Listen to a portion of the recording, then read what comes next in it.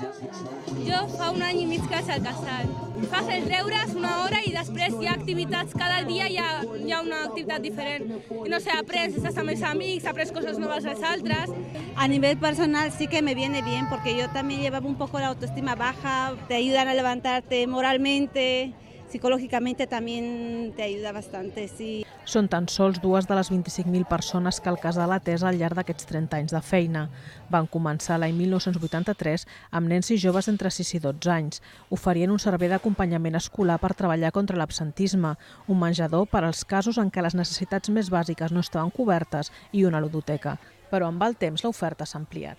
Nosaltres ara treballem des del 0 fins als 25 anys, treballem tota la trajectòria de la joventut d'una persona, generar serveis i ajudes a cada edat per poder acompanyar realment els que ho tenen més difícil, diguéssim, no?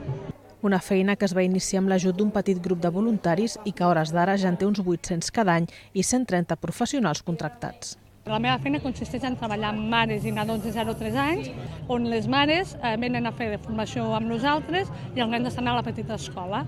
Jo crec que per elles el que representa és tenir un espai on sobretot se sentin escoltades y recolzades. En mi caso estoy con adolescentes. Es muy importante que tengan un espacio al que ellos puedan acudir, que ellos vean un espacio abierto que está creado para ellos y por ellos, y que ellos puedan acudir a un lugar en el que hay actividades de todo tipo y que se les escucha. El casal està plenament integrat en la ciutat, amb els canvis que s'han produït a la ciutat i, òbviament, en l'espai que ocupa Ciutat Vella com a element de cosidor i cohesionador.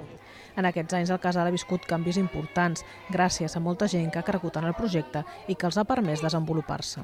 En la situació que estem vivint de desigualtats, nosaltres hem de treballar perquè volem la igualtat per a tothom i això és el que estem fent i que seguirem fent. Una tasca que creix dia a dia i que ja ha traspassat les fronteres del Raval fins a arribar a 5 barris més de tot Catalunya.